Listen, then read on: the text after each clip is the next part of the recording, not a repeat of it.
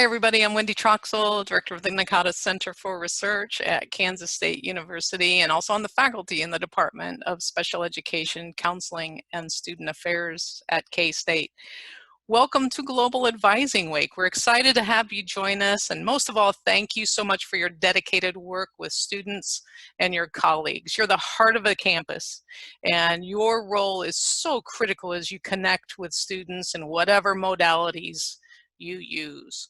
Those connections are so important for moving forward, for considering options, and quite often just for listening and caring.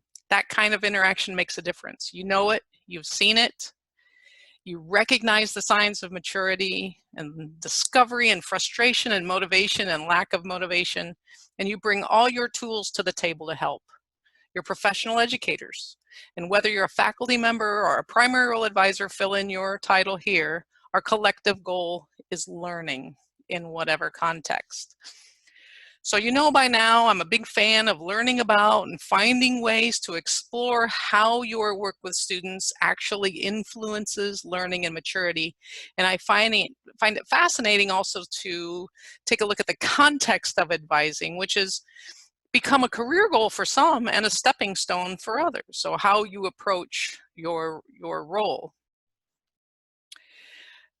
Look how long it took me to get to this word. I'd like to chat a little bit about research today, but in a little different way.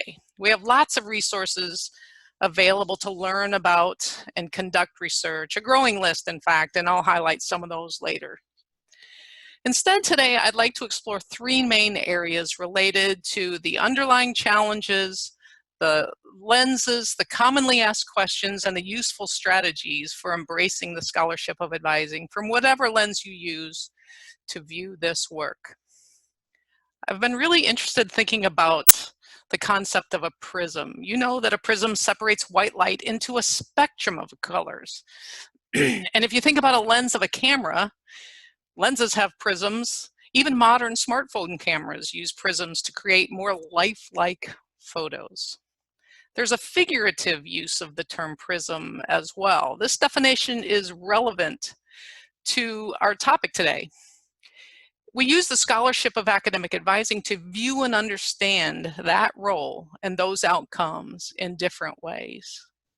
And you're going to start hearing a lot about the word praxis as the profession moves forward. Why does that matter? It matters because of its ties to the deeper commitment to the theories, the evidence, and the reflective nature of academic advising. We usually use the term practice as a practitioner, and that's fine, that's accurate, that serves us well too, but let's look at that a little deeper. What do we do when we practice something? Practice involves the act of repetition, yes, toward improvement, definitely, of a skill. Yes, again, good advising takes skill. It does have learning inherent in it. I can learn to be a better advisor and more effective for my students. But working with students is complex, and the curriculum is tricky, and the policies are not always equitable in their effect on some students. Students are complex. They learn and mature at different stages in different seasons, and how I interact with one student and the advice I give them is not always effective with my next student. And oh, by the way, some students are 18 and have a lot to learn about being a college student. And others are 42 and haven't been a college student for a long time or have never been. They can use my help too, but our conversations are a little different. Much of this is intuitive, to be sure, and it doesn't take a genius to know that if a student is crying in my office because their father just died, my conversation is going to be very different than if they need a block removed for registration.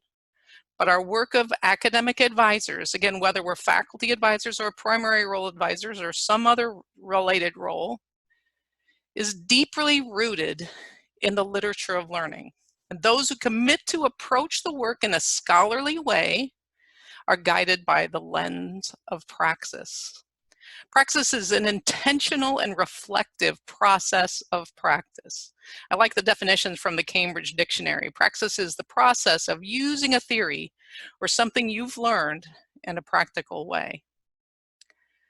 So when you use your intuition and experience as an academic advisor in a setting and then combine that with what others have learned and explored, you're approaching your work through a prism, a lens of praxis.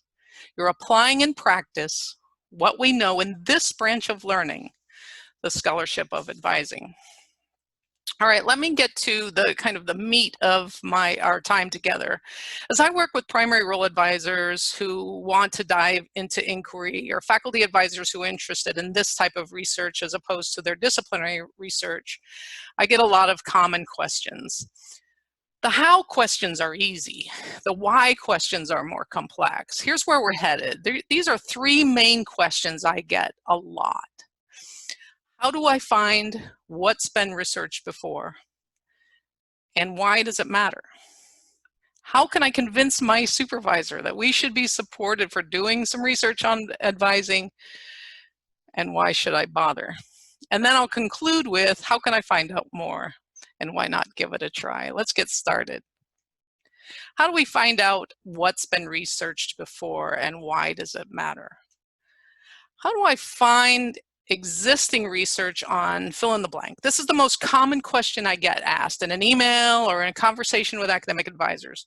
Actually, the motivation for what's been written on a topic related to advising varies widely. Sometimes these are grad students doing research projects or writing papers or on critical issues in higher education, but more often are advisors or advising administrators who have been challenged by someone at their institution to prove that academic advising makes a difference, has influence, or that it doesn't. Sometimes the topics have to do with environmental issues like cubicles versus walls, following some planning or remodeling or restructuring of an office complex.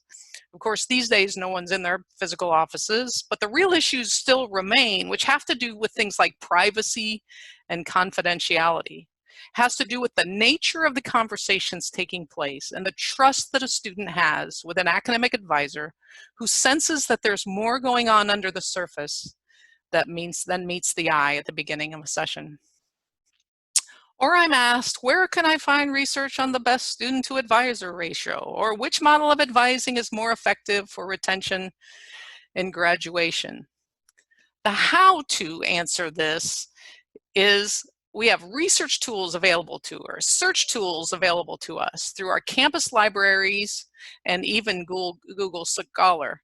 And by the way, if you're searching for research, use Google Scholar instead of just Google or some other search engine. Why does this matter? Because if you're searching for research on a topic, you want to be sure that the parameters of the search take into account the quality of the source. Now we know not every peer-reviewed article is of high quality. In fact, we should question and critique everything we read. But we also would have some confidence that a scholarly source has more relevance and credibility than the blog on Bob's homepage. Academic leaders make decisions based on evidence, or at least they should, not hunches. So either you have evidence based on the work of others, that is from the literature, or evidence you've collected yourself and analyzed within the context of your questions. And of course, important inquiry also involves deeper theoretical analyses and finding how things fit together or are even unrelated to each other, which should be explored too.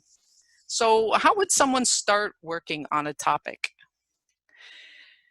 It's important to do some pre-work on an issue before typing in random keywords into a search engine, and writers call this the invention stage.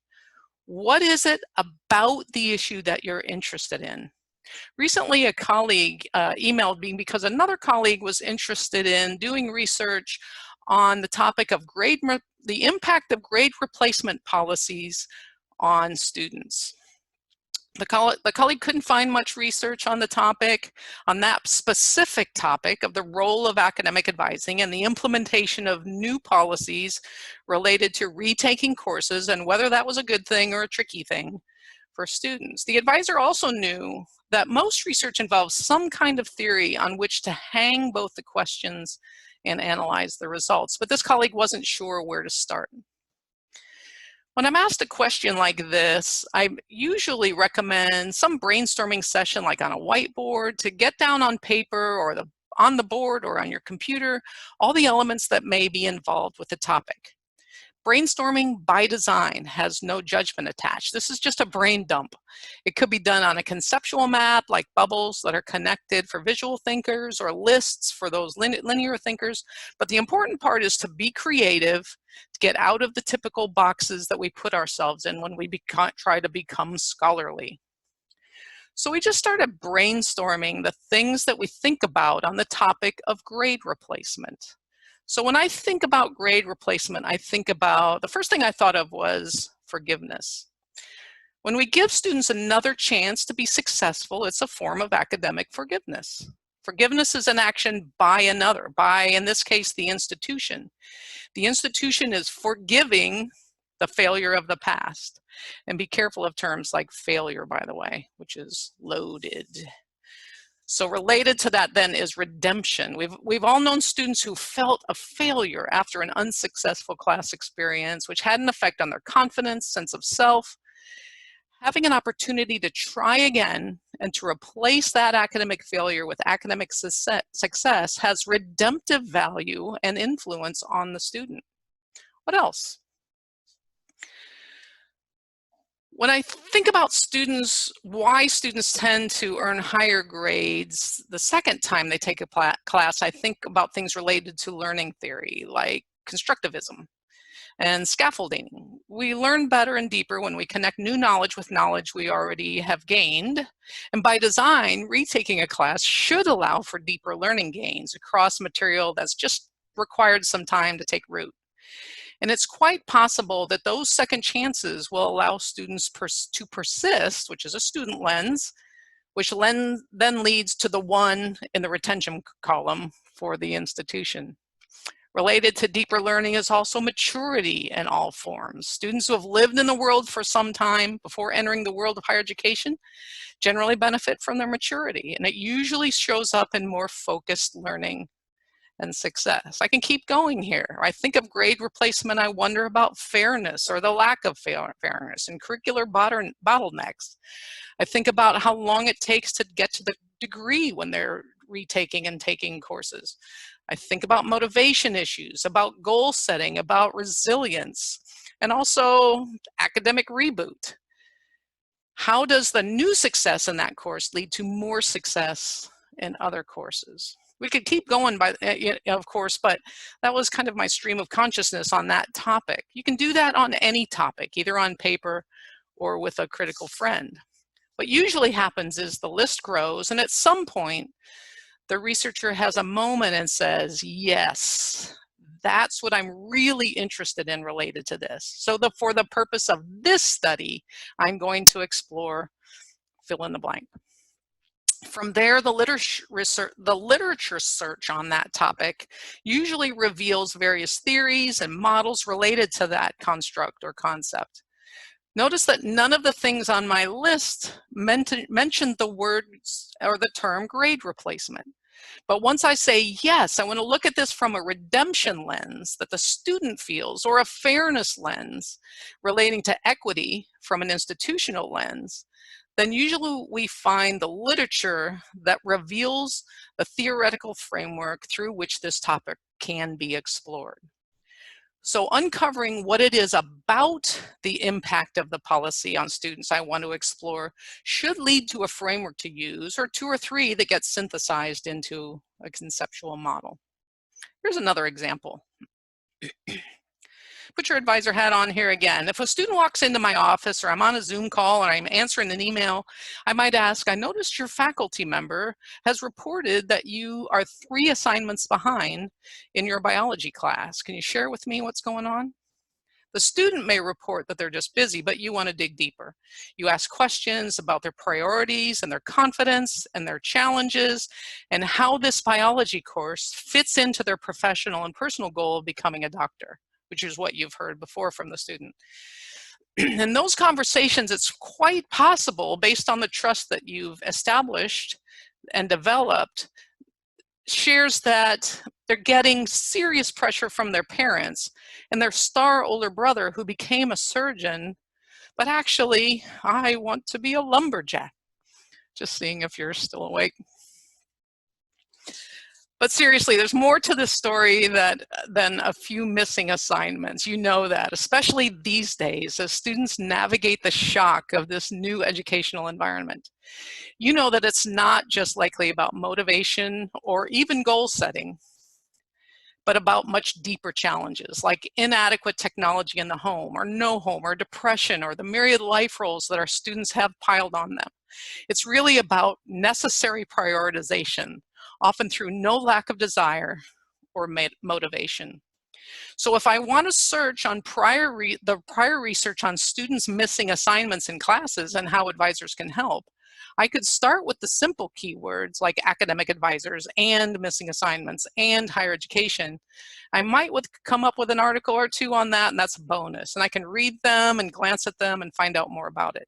But usually it's not that easy. In fact, as we've explored with both examples, much of the relevant research on the critical issues related to the connections between academic advising and the academic advisor and students and their goals and successes in higher education is found outside the obvious keyword searches. So my pre-work in thinking about the deeper issues will usually help me focus my keywords for that initial search. And by the way, finding a critical friend to explain what I'm wondering about and why it's important can help narrow down my targets for inquiry too. So remember, we started with that first question: how do I find out what's been researched before? And so let's turn to why does it matter? It matters because we don't have to start from scratch. We can find out the literature on every one of the constructs I mentioned and then think about them from an academic advising lens and explore how the elements of forgiveness or redemption or fairness relates to the intentional work we do with students. By connecting our practice to the literature, we now engage in praxis. And if we then go about our work purposefully and systematically, we can document our experiences, philosophies, relevant evidence toward new knowledge that is available for replication, for discussion, for argument, for critique, and for applying in new contexts. Okay, so you're interested in getting involved with some kind of scholarly inquiry, whether you want to call it research or not. Those of you in graduate programs at the certificate, master's, or doctoral level are motivated to read and to react and to think deeply about how it connects to your work, hopefully. You're required to write papers for class, for specific prompts that your faculty present, and quite often these become fertile food for conference presentations and publications. But most of the members of our global community are primary role advisors or advising administrators who are not in graduate programs, or you're a faculty member, non-tenured, pre-tenure, or tenured. What's your motivation for embracing the scholarship of advising? And usually this comes in the form of our second question. How can I convince my supervisor that we should be supported for getting involved in this stuff? This is a really tough one because I don't know the culture of your unit or department. I'm not just talking about whether or not you have a nice supervisor or not, far from it. There are many factors involved here, and not the least of which is how is academic advising viewed with regard to the interactions with students on your campus. If advising is seen as a logistical service, someone could call it transactional, releasing holds and running degree audits and sending warnings, then I'm afraid the culture of work doesn't really lend itself to much deep inquiry. I've just got to be honest. Much of the research in this realm has to do with student behaviors. Did they register or didn't they? Yep. Then they put a yes on the retention chart. Did they pay for that parking ticket or not? Nope, they didn't, so they weren't allowed to register, so it goes as a 0 on that retention chart. You see, these have nothing to do with learning. There are many other factors that have a greater influence on how well and how much students learn, or how they're connected to the institution, or how they're not. Our logistical interactions with them can make for smooth transitions to the next thing, or barriers to next steps, but we can't really call that academic advising's influence on student success. But if advising is viewed as an academic relationship that has aspirational learning and developmental outcomes that are articulated, even anecdotally at the start, then it's ripe for research because learning behaviors, as opposed to logistical behaviors, can be demonstrated, observed, and documented so they can be studied. And if they can be studied, even as an internal assessment project, then meaning can be made of the results and actions can be taken toward improvement, confirmation, or redesign. And where there is action, however that's articulated philosophically and practically, then yes, the arguments are stronger for the value and influence of intentional academic advising's interaction on not only the success of students, but advising's role in the educational mission of the institution. And it further solidifies your role as a professional educator. So why should I bother? Lots of stakeholders are watching higher education. They have been for a while. They certainly are right now. They're asking you for data, the results that represent the impact you have according to the goals you've set and connected to the goals students have.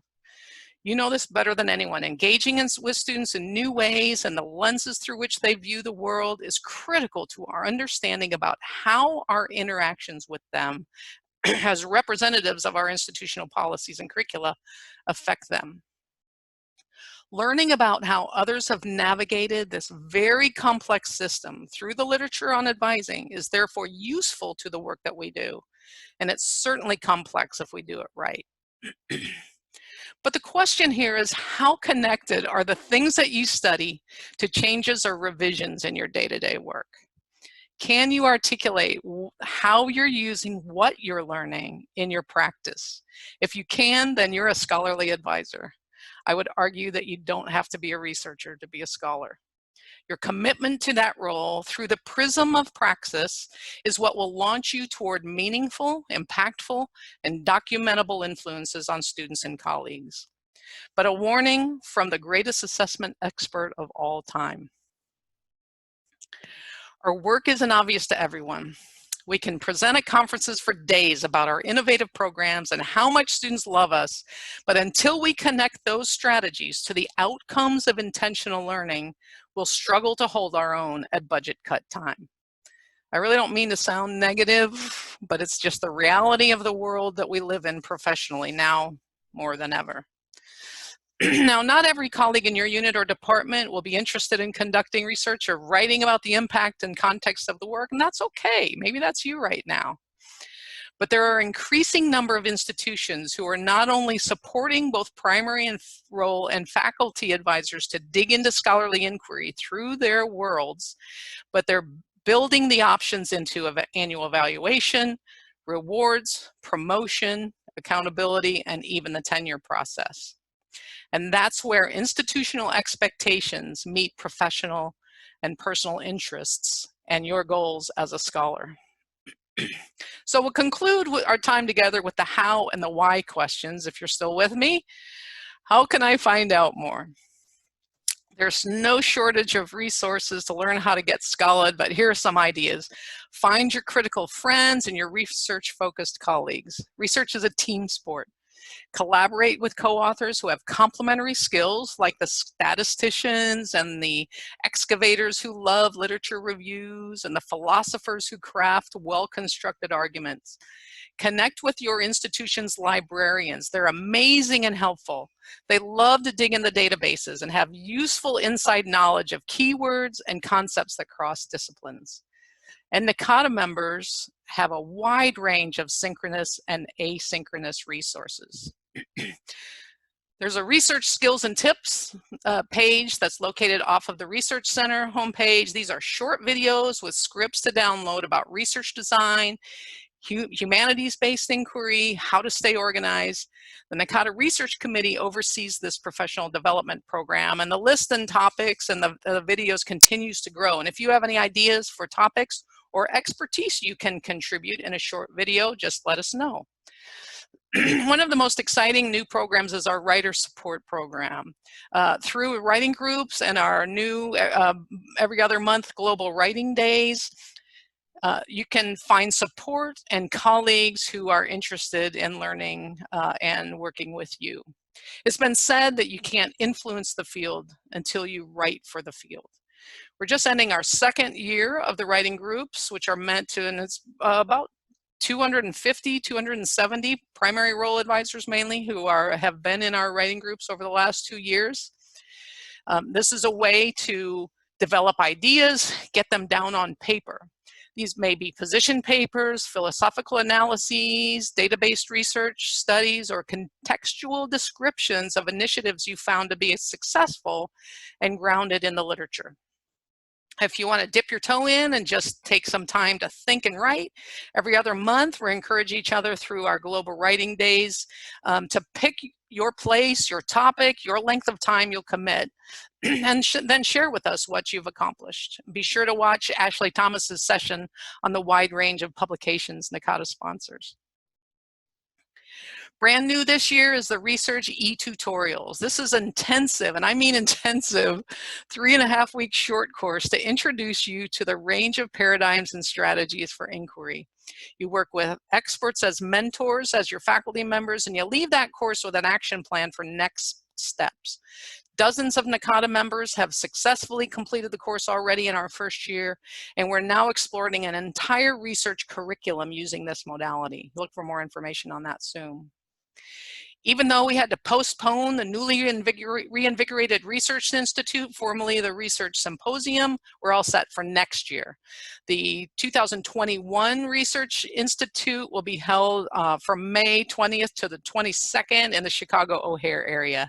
Space is limited, only about 40 spots are available for this highly interactive deep dive into your wonderings related to academic advising. Check the website this fall for registration to open. So finally, let's get specific to the realities of your life on the front lines of academic advising. You're busy. It's spring in education. In a normal spring, you feel overworked and underpaid and underappreciated, and yet you still are passionate about working with students. You're just trying to keep up. But remember, friends, the literature grounds the work that we do. We're an academic relationship. And those relationships, we know from the literature, matter to students, and they matter in really important and complex ways. The NACADA Professional Development Committee established the core competencies, which are continuing to be explored on many campuses. And I encourage you to read the entire text to see how those competencies are grounded in the literature. The range of topics and issues and consequences of our work with students is complex and wide-ranging. It's not just about GPA and retention numbers. There's a lot going on that affects those multifaceted constructs. It's messy and it's amazing. What complexities do you see? You're sophisticated observers of this work. What evidence do you have of your role in each journey, either specifically because of your job description or just because you're you and care so much about students? When your office was open, did this look like your waiting area? Is this your inbox full of students needing attention? When you meet virtually or personally by phone or Zoom with each student, do you pay attention to which season that student is in at the moment? My experience with advisors is you absolutely do. Academic advisors, both faculty and primary role, as professional educators, have amazing expertise to be able to view the in-the-moment identity within the context of the much bigger picture, the prism of praxis. I encourage you to share your expertise of discovery with others, make your observations relevant and evident and observational, and document them. We're in an association of over 14,000 educators who gather constantly in whatever modalities to share our initiatives and programs and activities. We love what we do. We won't rise to the level of a profession until we commit, each of us in our own lanes and lenses, to at least read the scholarly work related to our field and our influence. And for many of you, by contributing to the scholarship of advising within the literature. It's necessary for us to advance as a field of study. Research on the impact, context, and theories related to advising is foundational. It's useful and it's necessary, and it really can be fun. Look at that list. I love this poster. These are outcomes we can systematically investigate and theorize about. We have the best job, don't we? Thank you for all that you do. Thank you for your work with students. I hope you stay safe and healthy until we meet again on whatever modality that is, and someday face-to-face at a narcotic event. Thank you so much.